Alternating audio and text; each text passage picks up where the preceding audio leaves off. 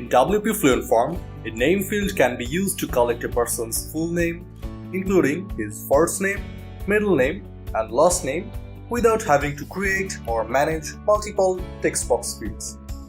You can add this input field to your form in 4 different ways. For details, check out how to create a form with WP Fluent Form. Clicking on the Edit icon will take you to Input Customization section. The Input Customization section allows you to customize your field. You can customize the first name, middle name, and last name fields individually. A placeholder can be set for the name input fields. Determine if the individual fields are required or not. A personalized error message can be set as well.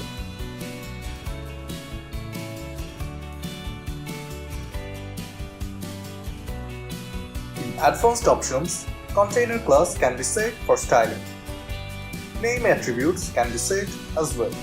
If this field requires to respond to certain conditions, set conditional logic as required. Learn more about conditional logics in the link provided in description.